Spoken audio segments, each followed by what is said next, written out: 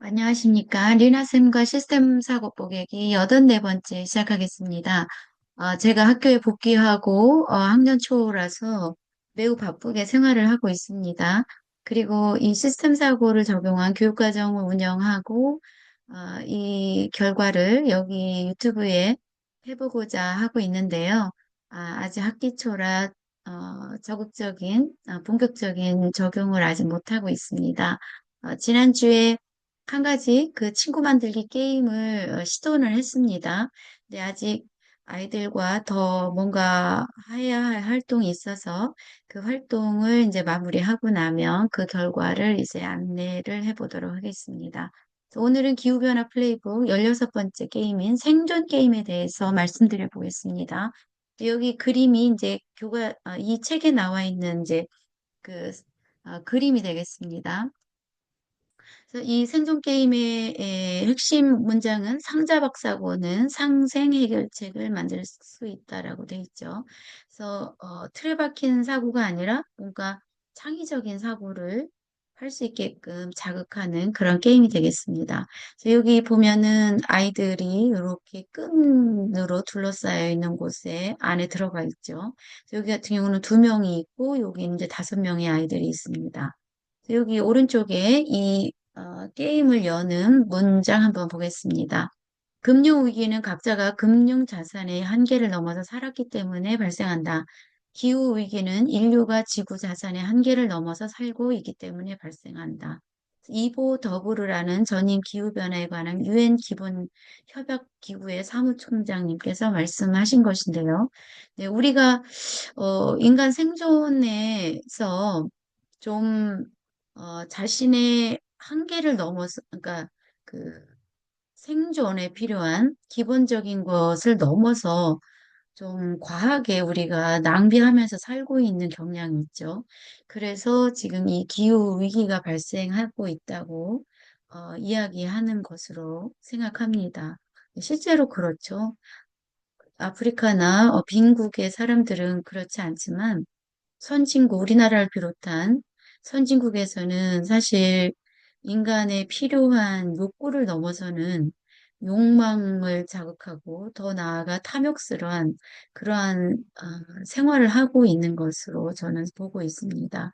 그래서 기후위기가 또 발생하고 있죠. 그러면 이제 자세히 한번 보도록 하겠습니다. 이 게임은 이제 어, 줄어드는 자연 자원에 적응하려는 좋은 시도도 우리 깊숙이 뿌리내리고 있는 세 가지 생각의 습관 때문에 실패하게 됩니다.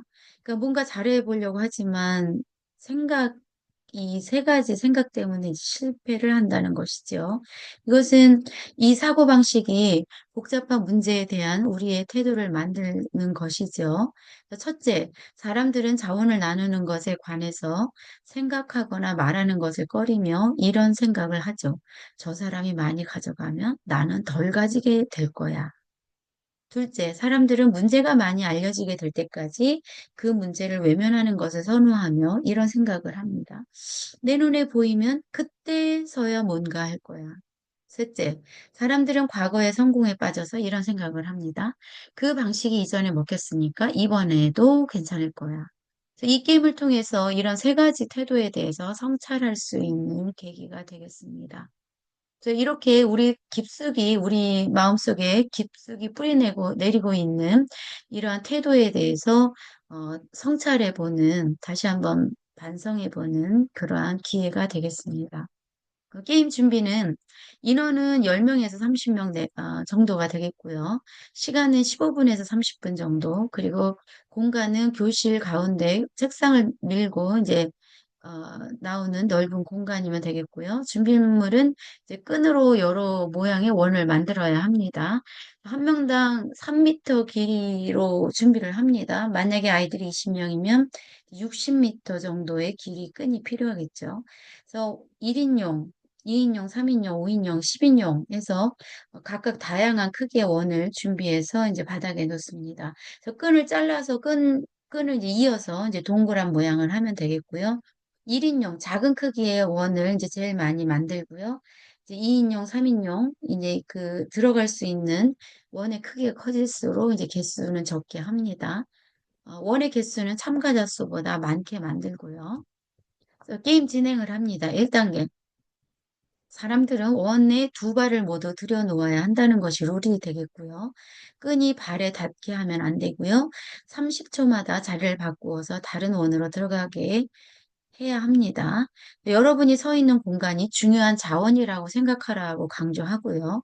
이를테면 숲이나 서식지, 경작지, 목초지, 물 등 이러한 자원이라고 이제 생각을 하라고 합니다. 그리고 공간을 확보하지 못하면 아웃으로 옆으로 빠지라고 이야기하죠. 그래서 이제 3단계 게임을 진행합니다. 그래서 모두 원에 들어가게 하고 30초 후 자리를 바꾸게 하는데요. 세 번째 반복할 때는 진행자가 비어있는 원을 몇 개 치웁니다. 결국에는 사람이 들어가 있는 원도 풀어서 없애기 시작해요. 그래서 끈을 제거할 때마다 이렇게 이제 그 참가자가 구체적인 기후환경 문제를 언급합니다. 예를 들어, 방금 우리들은 32,000 헥타르의 숲을 잃었습니다. 남극 빙하 동쪽에서 570억 톤의 얼음이 녹아 떨어져 나갔습니다. 식으로 이제 적절한 비유를 사용하게 됩니다. 이렇게 끈이 그 동그란 원이 없어질 때마다 이제 아이들은 그 없어지는 것에 대해서 뭔가 위기 의식을 느끼게 할 수 있고 이 게임에 더욱더 몰입하게 할 수 있는 그런 효과가 있을 것 같습니다. 4단계에서는 몇 단계를 거치는 동안 게임에서 빠지는 참가자가 나오고 이 사람들에게는 잘 관찰해 달라고 부탁을 해요. 그래서 게임에서 아웃되었다고 그냥 아무것도 하지 않는 게 아니라 잘 관찰함으로써 계속 게임에 하게 하기 위해서입니다. 마지막 5단계는요. 기침이 나네요. 죄송합니다. 네, 끈이 하나나 두 개 남았을 때 많은 참가자가 원에 들어가 있기는 불가능하게 되죠. 이때 이제 진행자가 어떻게 하면 많은 사람이 원에 들어갈 수 있을지 생각해 보라고 합니다. 그래서 이게 이제 중요한 질문이 되겠습니다. 죄송합니다.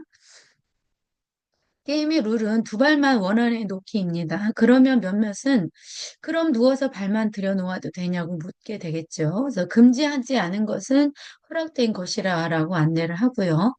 생존자들이 두 발을 모두 원안에 들여놓기가 성공하면 게임을 이제 마무리하게 됩니다. 그런데 여기서 누워서 발만 들여놓아도 되느냐? 어, 이 말은 교사 진행자에 의해서 이제 나오게 하지 않도록 하고요.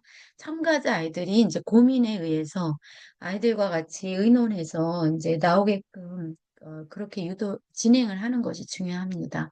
그리고 게임 후 시사점을 끌어내는 시간을 충분히 갖는 것이 중요하죠. 그래서 게임 정리 질문으로 이 게임에서 어떤 일이 있었습니까? 이 게임을 통해 무엇을 느꼈나요? 또 이 게임을 시작할 때는 원이 충분하니까 각자 하나씩 가져야 한다고 혹시 생각했나요? 게임하는 동안 장기적인 전략을 토론할 시간을 가졌나요? 만약에 장기적인 전략을 토론할 시간을 가지지 못했다면 왜 그렇게 하지 않았나요? 원 안에 있을 때 원 밖에 있는 사람 보고 어떤 감정이 들었나요? 공간을 차지하지 못한 것은 누구의 책임인가요? 자원이 점점 줄어든다는 것을 알아차렸을 때 어떤 느낌이 들었나요? 이 게임을 잘하려면 두 가지 면에서 생각을 바꿔야 합니다. 첫째, 굳이 자신만의 원형권을 반드시 가질 필요가 없다는 것을 알아야 합니다. 나누는 방법도 있기 때문입니다. 발만 바닥에 닿으면 되므로 원밖에 몸을 두어도 된다는 것이죠. 이런 생각의 전환이 필요합니다. 생각의 전환 매우 중요한 의미가 있는 표현이 되겠죠. 이 게임은 기후변화와 관련해서 어떤 점이 닮았나요? 기후변화를 막기 위해서 새롭고 건설적인 생각을 퍼뜨려야 하는데 이 게임에서 도움이 될 만한 교훈을 찾는다면 어떤 것이 있을까요? 게임을 마무리하면서 자원이 줄어들더라도 자원을 공유하고 협력할 수 있는 창의적인 방법을 얼마든지 찾을 수 있다는 것을 강조하면 되겠습니다. 그래서 자원을 공유한다든지 같이 협력한다는 거, 매우 중요한 기후변화 대응 전략으로서 중요한 아주 그 가치 있는 그러한 문구가 되겠습니다.